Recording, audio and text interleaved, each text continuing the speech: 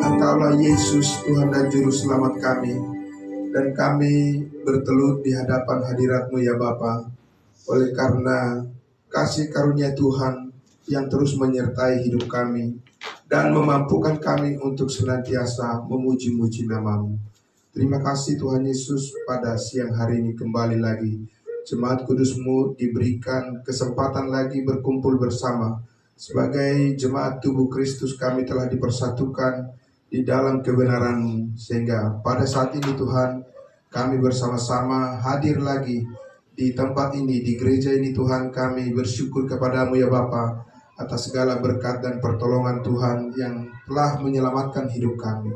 Terima kasih Bapa di surga, diberkati semua saudara-saudara kami yang mendengarkan kebenaran firman-Mu. Terima kasih Bapa, kami bersyukur dalam nama Tuhan Yesus kami berdoa. Amin. Amin. Jemaat persilakan duduk kembali. Ya, baik, puji Tuhan. Ya, saudara-saudaraku yang dikasihi Tuhan Yesus, mari kita kembali melihat kebenaran firman Tuhan dari Filipi pasal 2. Ya, Filipi pasal 2. Kita akan meneruskan apa yang sudah kita mulai beberapa waktu yang lalu, yaitu bagaimana pikiran Kristus saat ini ya sedang dinyatakan. Apa yang menjadi isi hati Tuhan saat ini sedang dinyatakan dengan begitu terang di dalam firman-Nya. Ya, kita lihat itu dari Filipi pasalnya yang kedua. Kita akan membaca dari ayat 1 sampai ayatnya yang ke-11. Ya, Filipi pasal 2 ayat 1 sampai ayatnya yang ke-11. Ya, judul perikop di dalam Alkitab berbahasa Indonesia, di situ dibuat nasihat supaya bersatu dan merendahkan diri seperti Kristus. Ya, saya akan membaca ayat pertama, Bapak Ibu ayat 2, dan nanti kita sama-sama di ayat 11-nya. Ya, saya membaca dari ayat 1. Jadi karena dalam Kristus ada nasihat, ada penghiburan kasih, ada persekutuan roh, ada kasih mesra dan belas kasihan.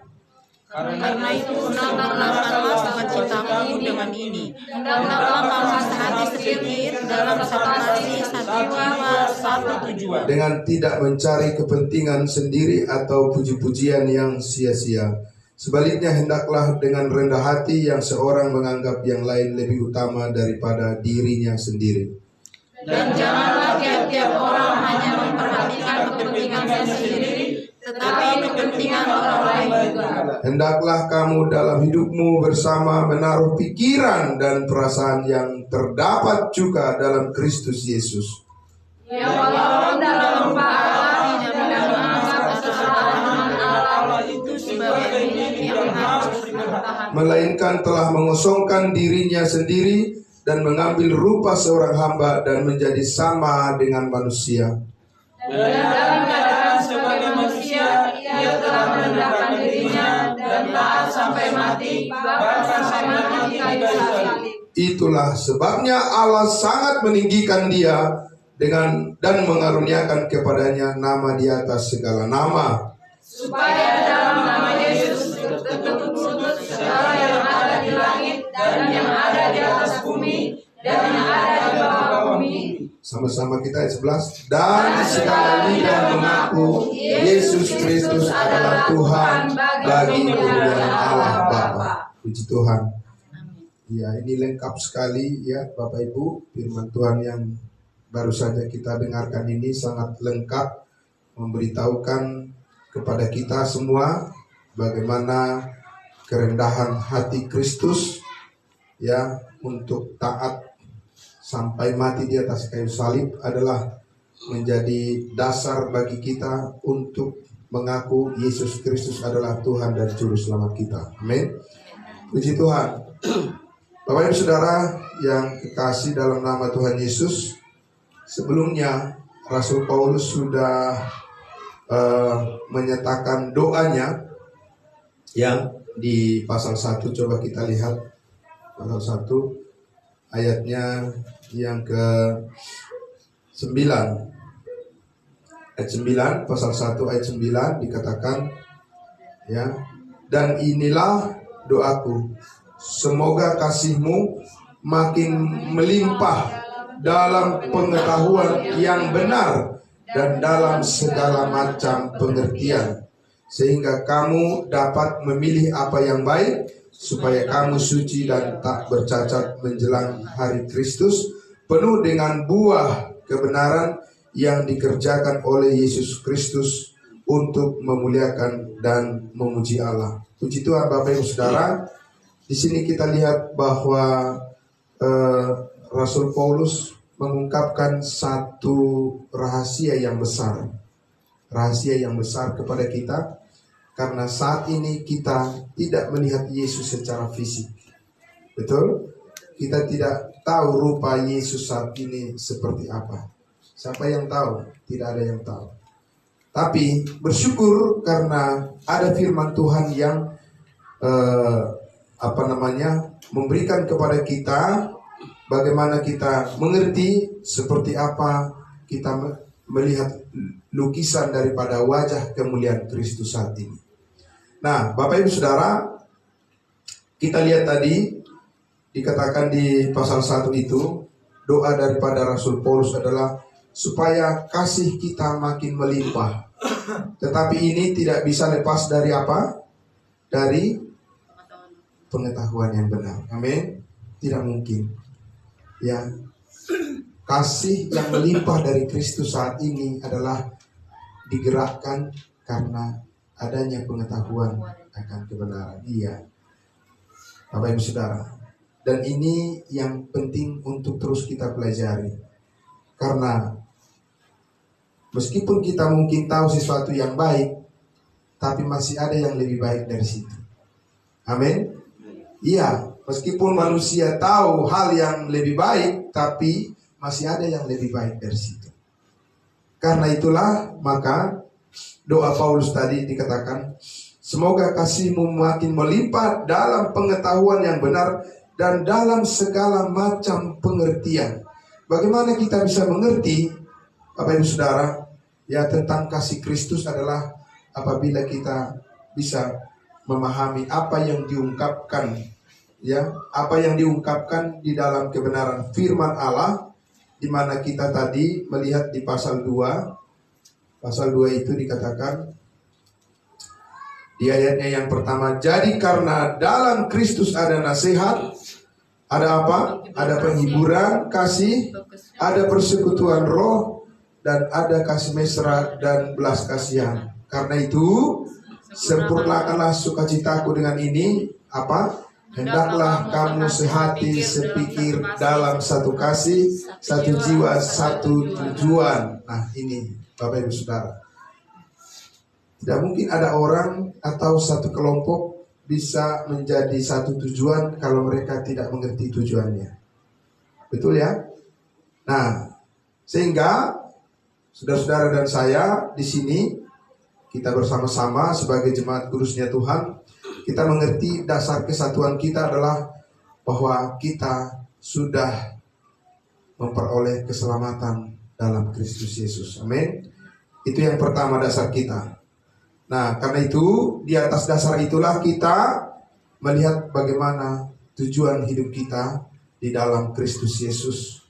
Maka di sini Bapak Ibu Saudara dikatakan di ayatnya yang ke-3, dengan tidak apa? Dengan tidak mencari kepentingan sendiri atau puji-pujian yang sia-sia. Sebaliknya, hendaklah dengan rendah hati yang seorang menganggap yang lain lebih utama daripada dirinya sendiri. Ini berat kalau tanpa kasih Kristus. Ya, berat bagi manusia. Karena apa? Karena manusia itu tidak mau mengorbankan dirinya kalau dia tidak mendapat keuntungan. Iya kan? Tidak mungkin. Tidak mungkin mau dia, ya. Tapi di sini kita lihat bahwa Yesus Kristus telah memberikan contoh teladan bagi kita, dan bahkan dia adalah dasar daripada bagaimana kita memikirkan tentang orang lain. Ayatnya yang keempat dikatakan, dan janganlah tiap-tiap orang hanya memperhatikan kepentingannya sendiri, tetapi kepentingan orang lain juga. Bapak Ibu Saudara yang dikasihi Tuhan Yesus, ketika kita berkumpul beribadah seperti ini, kita sedang memperhatikan kepentingan orang lain. Amin. Iya, Bapak Ibu Saudara. Karena kita di sini bersama-sama saling menguatkan satu dengan yang lain, dan kita adalah anggota keluarga Allah, dan kita adalah orang-orang kudusnya Tuhan yang menginginkan semua kita sama-sama maju di dalam iman kita. Ya. Nah, karena itu kita diberikan dasar berpikir seperti pikiran Kristus, yaitu ayat 5 dikatakan, hendaklah kamu dalam hidupmu bersama menaruh apa? Menaruh pikiran dan perasaan yang terdapat juga di dalam Kristus Yesus. Jadi Tuhan Yesus itu punya pikiran dan perasaan, dan itu dituangkan di mana, Bapak Ibu Saudara? Itu pikiran dan perasaan Kristus itu ada dituangkan di dalam bentuk tulisan, yaitu firman Allah. Amin. Iya. Itu sebabnya ketika kita terus memasang firman Allah dengan pikiran kita, maka kita menjadi mengerti apa isi daripada arahan daripada Kristus tentang kehidupan kita. Amin. Tadi sudah disampaikan oleh kesaksian sedikit dari Pak Sinaga. Iya, Bapak Ibu Saudara. Karena sejak kita menjadi manusia baru, arah kehidupan kita itu sudah diarahkan sesuai dengan apa yang dipikirkan oleh Kristus. Amin. Bukan lagi seperti yang kita pikirkan sendiri. Ya, karena apa yang kita pikirkan itu adalah hidup yang lama, tapi yang dipikirkan Kristus adalah hidup yang baru, dan Dia mau kita bertumbuh di situ. Amin. Dan pertumbuhan kita itu adalah karena kita berinteraksi terus dengan firman Tuhan.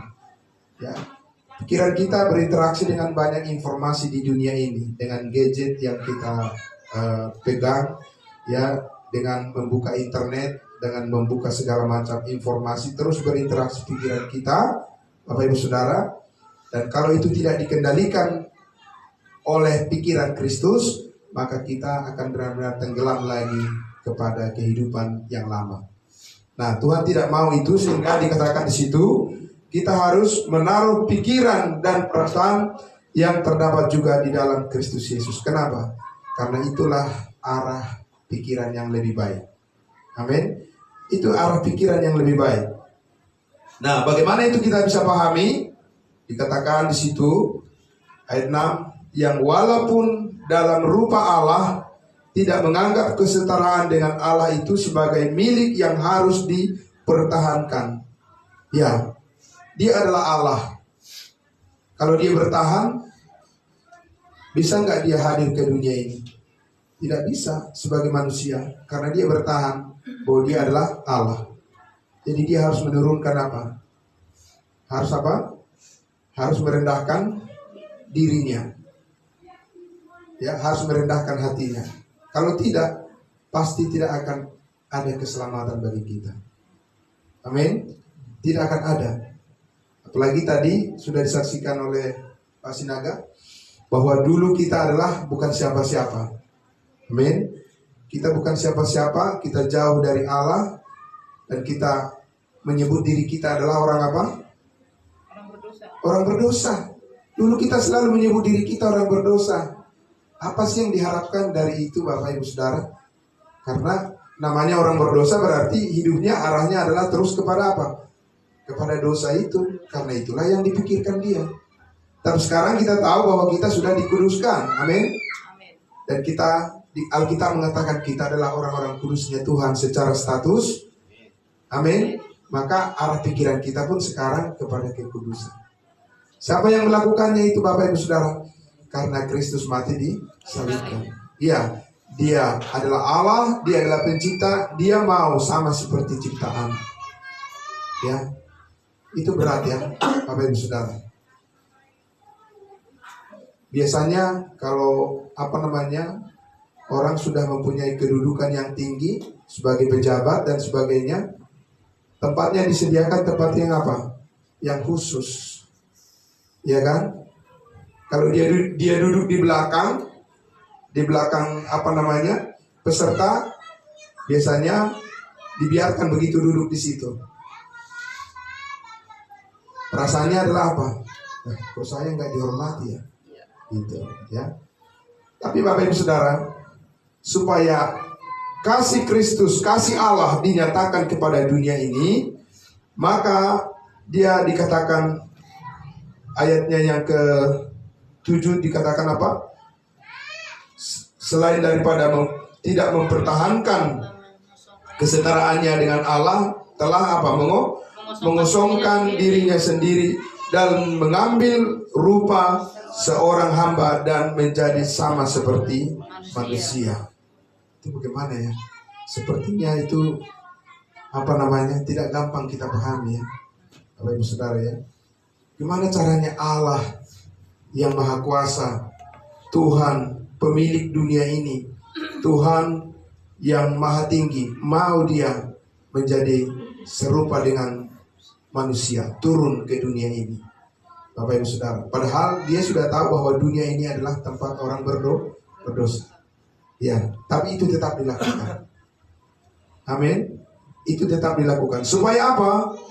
Supaya dikatakan dia mengambil rupa seorang hamba dan dalam keadaan sebagai manusia, ia telah merendahkan, ayat 8, dan dalam keadaannya sebagai manusia, ia telah merendahkan dirinya dan taat sampai mati, bahkan sampai mati di kayu salib. Amin.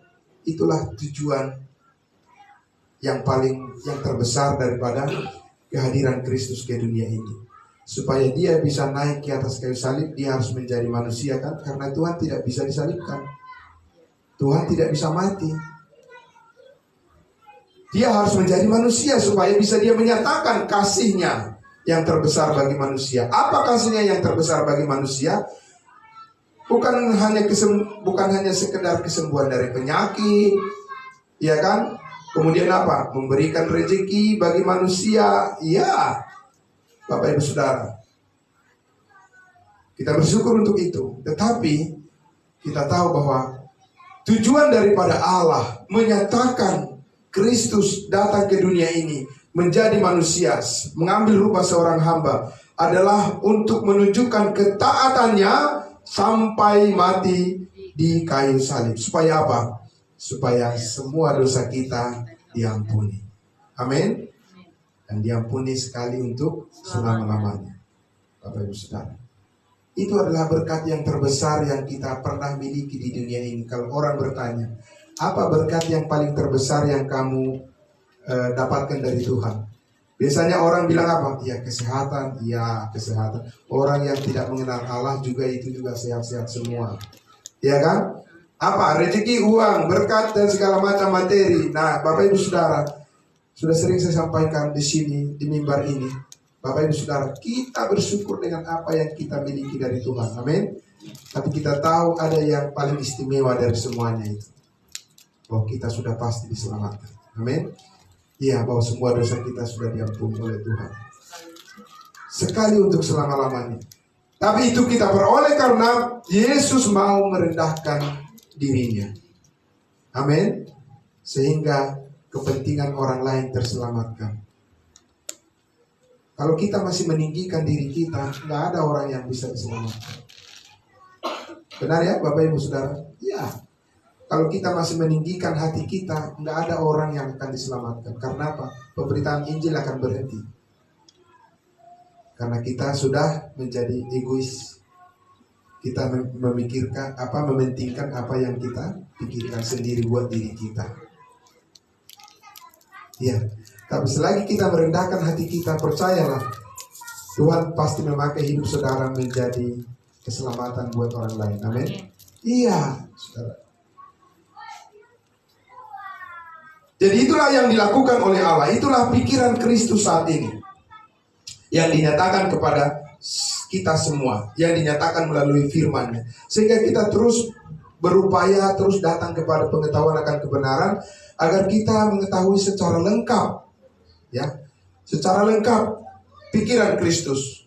Karena tadi dikatakan di situ bahwa, ya, dia mati sampai mati di kayu salib. Dan karena dia merendahkan hatinya, merendahkan dirinya, melalui kematiannya, segala dosa kita diampuni. Dan kita sekarang memperoleh keselamatan itu. Dan kita bisa bagikan kepada semua orang, ya, supaya mereka juga diselamatkan. Dan Bapak Ibu Saudara, bukan hanya berhenti sampai di situ. Di ayat 9 dikatakan, itulah sebabnya Allah sangat meninggikan dia. Amin. Dan mengaruniakan kepadanya nama di atas segala nama. Kalau Allah meninggikan Yesus Kristus, apakah saudara dan saya tidak mengambil bagian di situ juga? Amin. Ulang sekali lagi. Kalau Allah meninggikan anaknya Yesus Kristus, memuliakan dia, apakah saudara dan saya tidak ikut mengambil bagian di dalam kemuliaan itu? Amin. Iya, amin. Dia akan meninggikan kita juga. Amin. Di dalam Kristus Yesus. Maka kita senantiasa setia kepada kebenarannya. Karena itulah kita memperlihatkan pengharapan kemuliaan bersama-sama dengan Kristus itu adalah pengharapan yang kekal selama-lamanya. Amin. Nah, karena itulah dikatakan Allah sangat meninggikan dia. Karena apa? Allah sangat meninggikan dia. Karena Yesus Kristus merendahkan hatinya. Yesus Kristus merendahkan dirinya, ya. Melalui ketaatannya, maka dia ditinggikan. Dan semua orang yang bersama-sama dengan dia, semua orang yang percaya kepada Yesus Kristus, termasuk di dalam rencana Allah bahwa kita juga akan dipermuliakan bersama-sama dengan dia, dengan Yesus Kristus. Dan bukan hanya itu, dikatakan ayat 10, supaya dalam nama Yesus bertekuk lutut segala yang ada di mana? Di langit dan yang ada di atas bumi dan yang ada di bawah bumi. Dan segala lidah mengaku Yesus Kristus adalah Tuhan bagi kemuliaan Allah Bapa. Amin. Jadi orang yang tidak percaya pun suatu saat akan terpaksa dia mengaku Yesus adalah Tuhan. Iya, saudaraku. Jadi kita tidak usah memaksa mereka. Toh juga suatu saat nanti akan dengan sendirinya juga mereka akan mengaku Yesus adalah Tuhan. Entah dengan terpaksa mereka atau dengan rela hati, pilihan masing-masing. Tapi orang yang dengan rela hati mengakui akan Yesus sebagai Tuhan dan Juru Selamat, maka dialah orang-orang itulah orang-orang yang dipakai oleh Tuhan untuk menjadi berkat bagi banyak orang. Puji Tuhan. Nah, Bapak Ibu Saudara yang dikasihi Tuhan Yesus, karena itulah apa yang dipikirkan oleh Rasul Paulus di pasal 1 ini, ya, tadi dikatakan di ayatnya yang ke-9, dan inilah doaku, semoga kasihmu apa? Makin melimpah dalam pengetahuan yang benar dan dalam segala macam pengertian, sehingga apa? Sehingga kamu dapat memilih apa yang baik, bahkan apa yang terbaik sebenarnya. Ya, memilih apa yang terbaik supaya kamu suci dan tak bercacat menjelang hari Kristus. Bapak Ibu Saudara yang dikasihi Tuhan Yesus, kitab Filipi ini adalah kitab yang dipenuhi dengan sukacita, tapi juga yang dipenuhi dengan informasi tentang penderitaan daripada Paulus. Karena kitab Filipi ini adalah kitab yang ditulis dari mana? Dari dalam penjara, ya.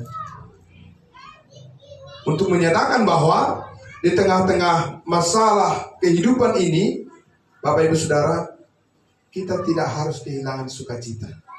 Amin. Di tengah-tengah dari banyaknya permasalahan kehidupan di dunia ini, kita tidak harus kehilangan sukacita. Kenapa Bapak Ibu Saudara?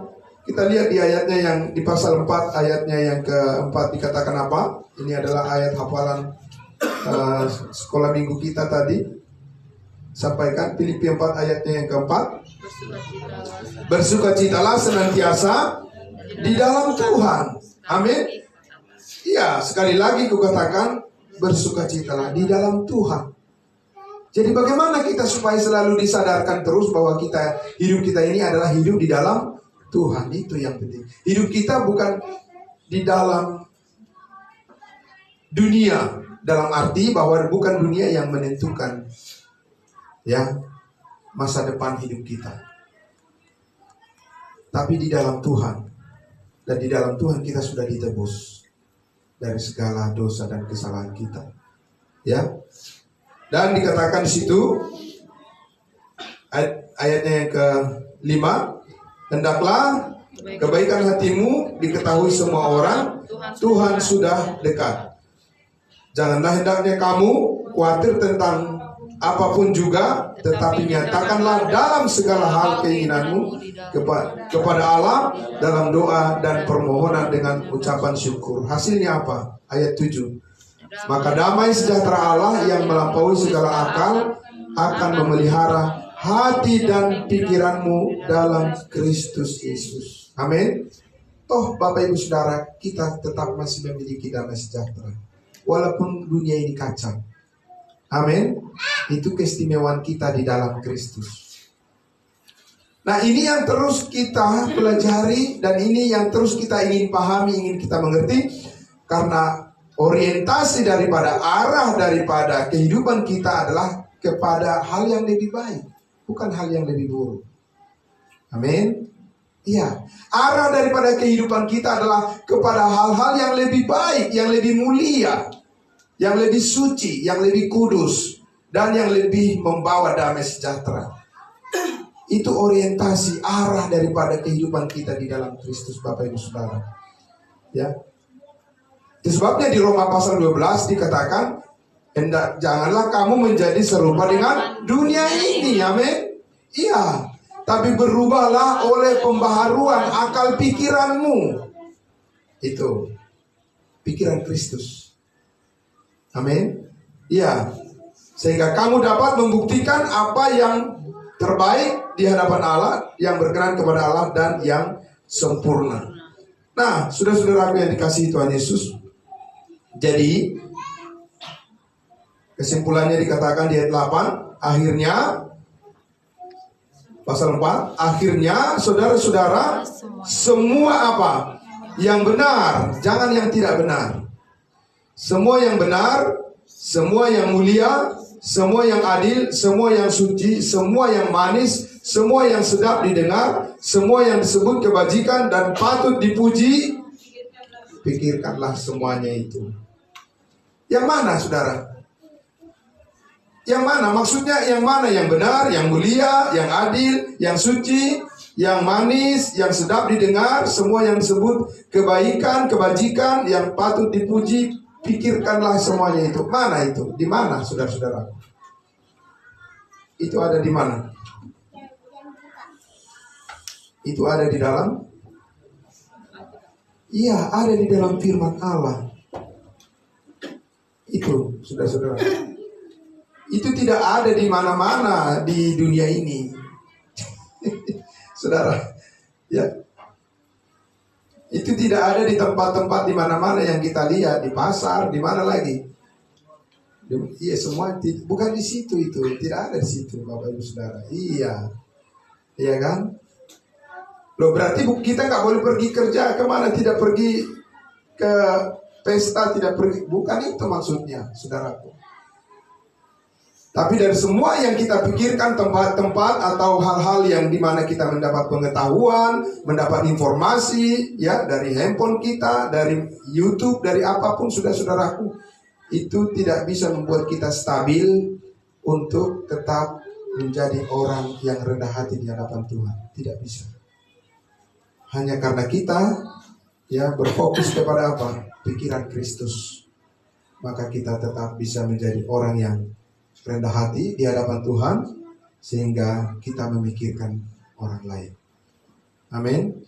Nah, Bapak Ibu Saudara, jadi karena itu di ayat 13-nya, pasal 4 ayat 13-nya dikatakan, bagaimana kita menyikapi semuanya, saudara-saudaraku, dikatakan segala perkara dapat kutanggung lagi-lagi di dalam siapa?